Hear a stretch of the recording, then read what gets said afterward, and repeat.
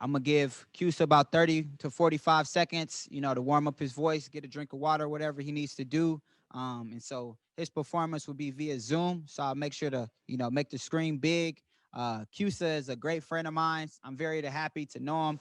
He's one of the pure reasons why I stick in Fargo. All the opportunities, all the resources, and just all the conversations that we have had has made it very helpful to stay here. And so Cyusa Alexander is going on next. And yeah, that's my time, y'all. Thank y'all so much.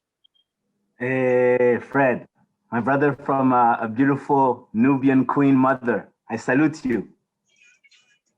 Can you hear me all right, Fred?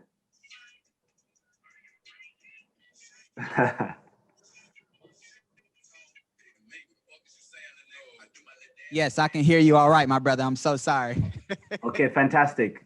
Give me a thumbs up or something when I can press play and say something.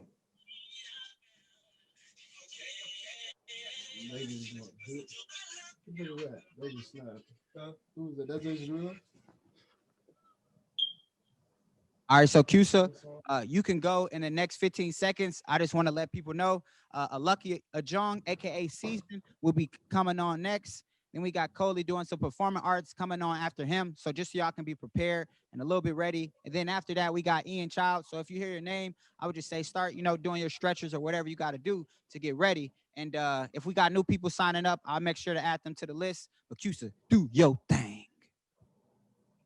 Thank you, thank you. Mugira mahoro. Assalamu alaikum in my mother tongue, Kinyarwanda. Imana yirwa handi igataha Rwanda. God wanders the globe and at home, at night comes home to Rwanda. How Rwandocentric of us. Growing up, we always talked about the Vision 2020. That Vision 2020 could be seen as a clarity of sight, but as well and foremost, the year 2020, because in Rwanda in the 90s, a very horrendous tragedy, the genocide against the Tutsi. However, as we're rebuilding the country, everyone always had that mindset, Vision 2020. So last December, 2019, when I finally got my master's degree from the communication department. Shout out to my professor, the Honorable Lady Dr. Carrie Ann Platt, who helped me make that stride, that academic stride. I was so anxious and so looking forward to this new decade. That new decade was on the horizon, that Vision 2020. Little did I know it was going to be beyond my expectations and truly give me the vision 2020 on life, the vision 2020 on humans, and the vision 2020 on society and myself. 2020 was the year where I saw the world becoming COVID-19 abiding citizen, was the year where I saw the world becoming on COVID-19 o'clock. Everyone was talking about it. People were talking about a global pandemic. Some were even talking about an infodemic. So that's where I always thought when it started in Wuhan, China, I remember thinking first, innocent, naive me, oh, that's over there in a country far away from Rwanda, my home, and far away from Fargo Moorhead, my home away from home. Little did I know that this year 2020 was going to be a very humanizing year. I say the word humanizing, one of the best philosophies we have from Equatorial Africa to Southern Africa called Ubuntu, Ubuntu, the extension of the humanity in anyone you see.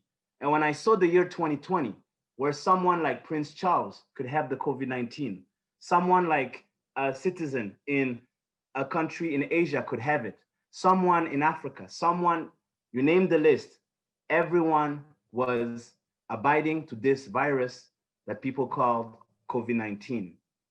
I remember thinking a lot of times some of us have intellectualized some experiences. Intellectualized meaning I've read books about what it is to suffer. I've read books about what it is to struggle. But on the other side of things, people have lived experience, people that have lived the struggle, people that have lived into poverty, people that have lived into uncertainties. So this year, 2020, what a humanizing year where everyone was able to have that humanizing moment of living into uncertainty, of living into a day-to-day basis, living into that scarcity mindset. Where when you live in the Western societies, oftentimes that's been things you see on TV, that's been things you read about in books, about these people in some developing countries, these people even in your respective nation that struggle and live on a day-to-day basis. Well, guess what? That Vision 2020 became the year where everyone was able to actually live that experience.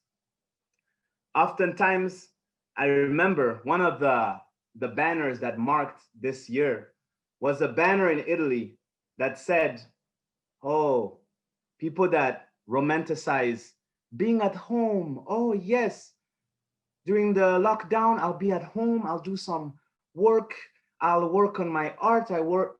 Wow, that's really the romanticization of being locked down. That's a privilege of the middle, upper, and even the well-off people. Because to the people struggling, being at home meant, oh my God, I'm gonna be with that person that I fear. Actually, when I leave home, that's only when I can finally breathe. Being at home meant, oh my God, am I gonna be able to pay the rent? Because if I don't step outside of my home, I cannot work.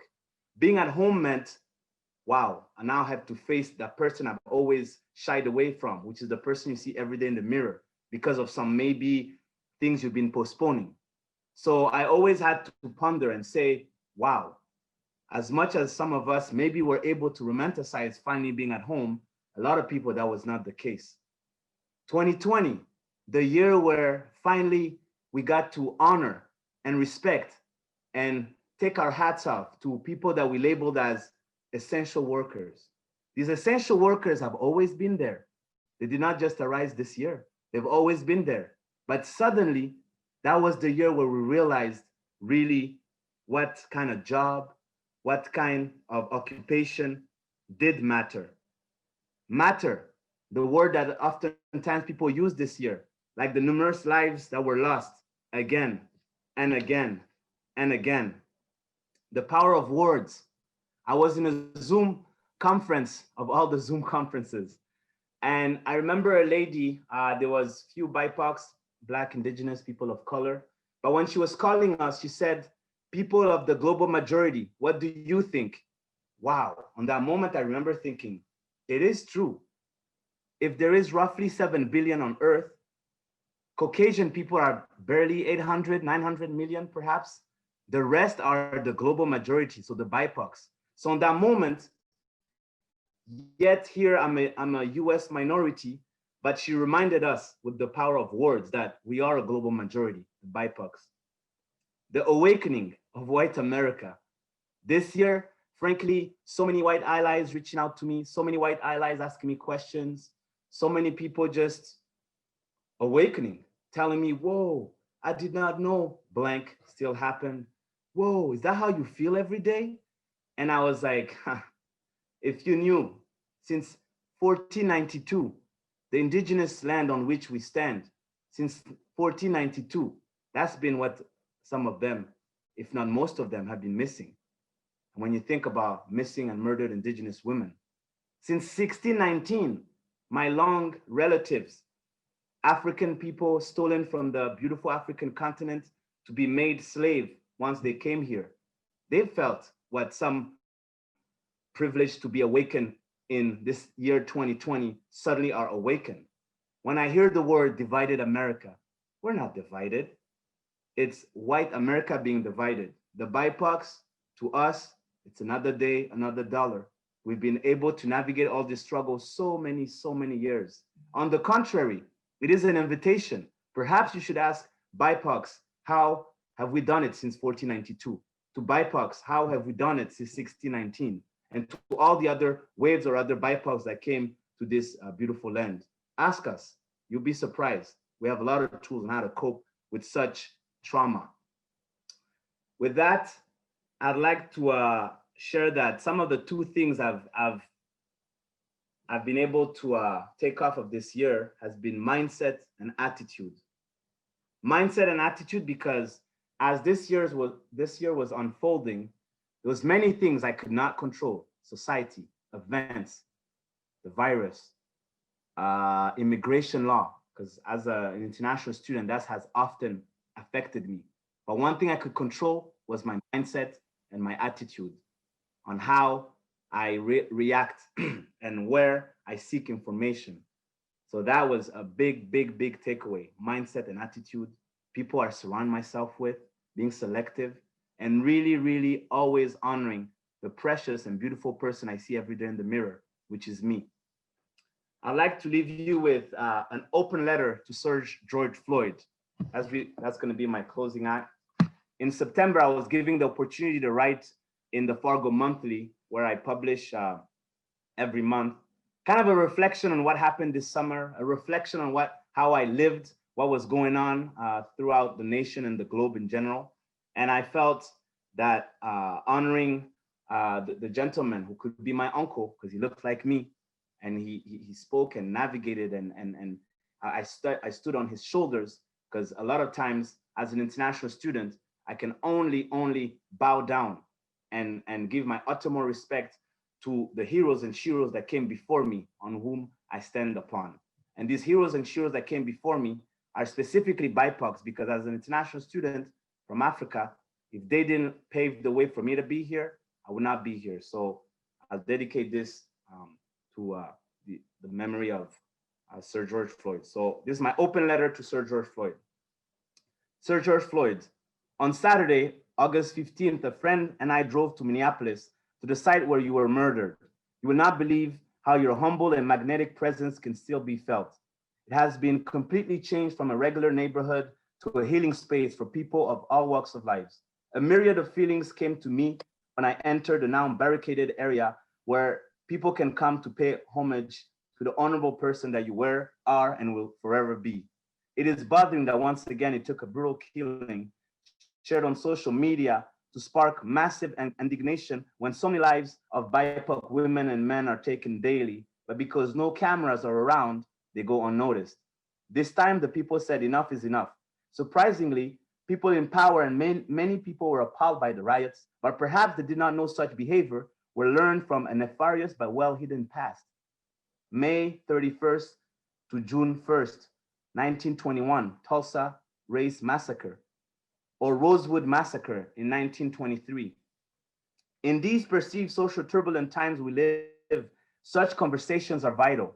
I use precisely the word perceived because for BIPOC since 1492, when Columbus set foot on Turtle Island, times have always been turbulent and rarely spiritually, emotionally, physically, and civically peaceful. Since your murder, there has been sudden awakening from the white silent majority around the globe. The one Dr. Martin Luther King Jr. talked about in his April 16th, 1963 letter from a Birmingham jail. It is hard emotionally, physically, and spiritually to have on so many forefronts, educating white allies, while simultaneously fighting to dismantle a combative, powerful system that has centuries old roots in this nation. This noble fight by the people, for the people, is simply to honor the words dearly enshrined in the 1776 American Constitution, that everyone in this indigenous land is created equal, and that its people stand as one nation under God. Am I too hopeful to believe that one day these delicately enshrined words will become a reality? Time will tell. Since your murder here in the Red River Valley, which is 4 hours from the site where you repeated with dignity, I can't breathe, a lot has happened. You would be so proud of us. It is the first step of people in our community are taking in this 1,000 miles journey to equity and justice for all. There was a historical march on May 30th, peaceful day organized from 10 a.m. to 6 p.m. Juneteenth was celebrated. Juneteenth, remembering the day where the last African slaves in the US were finally free. An all-day festival called Joy Fest was organized by Frederick Edward Jr. and Faith for Hope. There has been a lot of conversation on justice and equity at City Hall, where local BIPOC activists show up strong and are democratically challenging elected officials. The youth here, the youth, so inspiring across the nation, all around the world, are generally galvanizing this movement. Since your murder, I've had many concerned relatives, friends all around the world asking me, why are you still in the US, Cyusa? Why don't you just come back to the land of a thousand hills, Rwanda? I often ponder the reason why I cannot capitulate on the Red River Valley. There are many reasons why I could list why I don't want to leave, but I always remember that I have the luxury of choosing to stay here or to move back to my homeland. Whereas many BIPOCs have nowhere else to call home because this indigenous land is theirs, despite the nefarious forces telling them otherwise.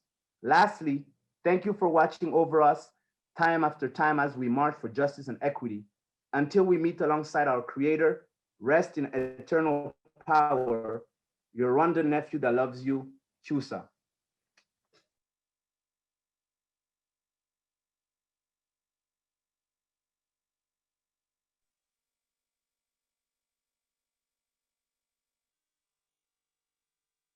Give it up for my boy Cusa.